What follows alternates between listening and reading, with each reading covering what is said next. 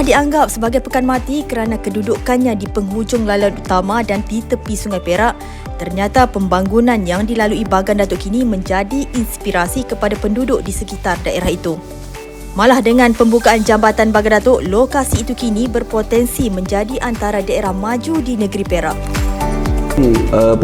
Pembukaan jambatan ni, pelancongan di Bagan Datuk ni agak perlahan, terutamanya disebabkan kemungkinan jarak daerah Bagan Datuk ni yang paling hilir lah di negeri Perak.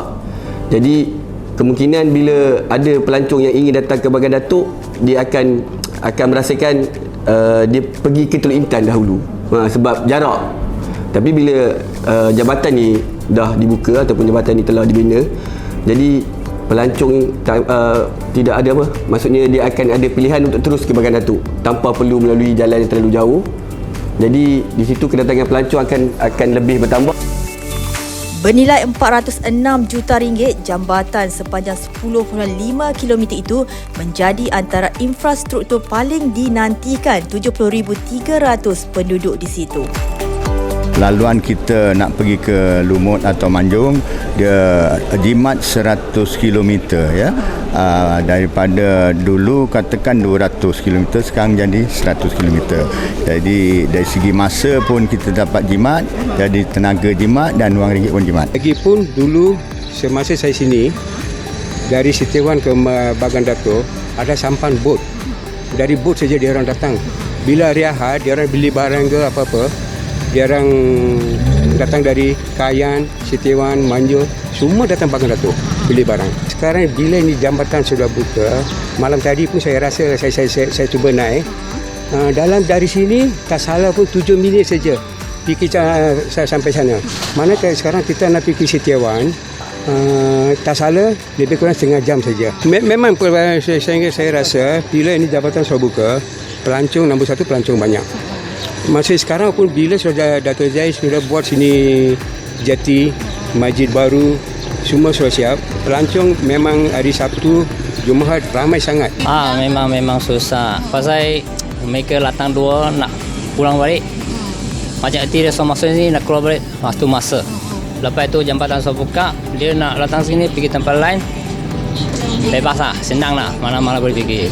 Memang. Kita niaga mesti orang ramai datang kan. Baru habis lapat maya kan.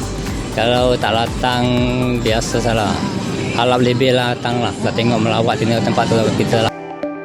Memberikan kemudahan akses laluan pengangkutan utama dengan masa yang lebih singkat seperti ke Lembah Kelang dan Pelabuhan Lumut. Apa yang lebih menarik mengenai jambatan ini adalah harapan utama penduduk Bagan Datuk yang ingin melihat daerah ini menjadi antara destinasi pelancongan bertaraf antarabangsa. Bila adanya jambatan ni, dia memudahkan perjalanan kan, orang-orang Bagan Datuk terutamanya ataupun daripada luar nak datang ke sini ya. Sebab sebelum ni kita terpaksa pusing jauh lah, berkilometer kan. Jadi ambil masa yang lama lah. Dengan mudah balik kampung ke kan, melawat saudara-mara. Lebih daripada tu lah mungkin 2 minggu sekali ke. Sebab kalau hari Ahad di sini ada pasar tani, dia saya suka pergi situ. Ada soto kan. Makanan yang orang suka lah. So maksudnya akan berguna lebih kerap lah ya. Lagi insyaAllah lah, lagi kerap lah. Rasanya bukan saya sajalah, tapi orang dari luar kan.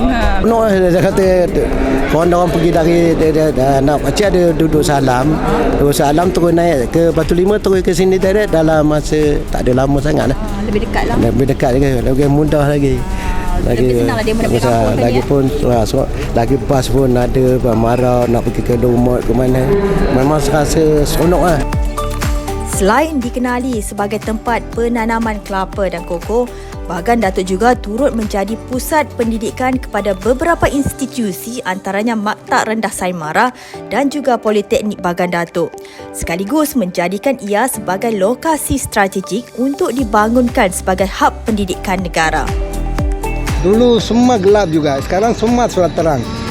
Sekarang kolej ada, sains ada, macam-macam ada itu. Lagi semua ramai anak-anak, dia orang satu typing, satu Penang. Dia bila mau buka jambatan. Malam tadi dia orang mari sampai sini 1 jam pusing, 3 jam setengah sampai typing sampai Bagan Datuk mari pusing kelentan. Sekarang Sampai jambatan sini mari 2 jam juga sampai. 1 jam sudah lewat.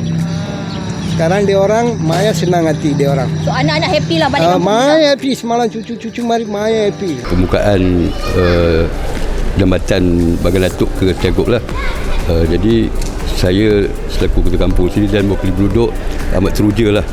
Memang dah lama sebenarnya kami nantikan pembukaan jambatan ni semua, dan pada hari ini telah sampai dah hasrat masing-masing.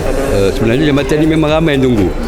Maknanya ramai yang tunggu pembukaannya. Kita memang mengalu-alukan jambatan yang ni. Sudah 20 tahun kita tunggu. Peniaga di sini memang kita gembira sangatlah. Maupun yang niaga ataupun yang niaga homestay, hotel, memang Bagan Datuk memang tempat strategik. Di antara Pulau Pinang datang kemari dan dia akan pergi ke KL melalui WCE. Harap orang daripada utara boleh datang kemari. Dia nak pergi ke KL ke mana, dia singgah di Bagan Datuk. Dan itulah menikmati makan-makanan di kawasan sini.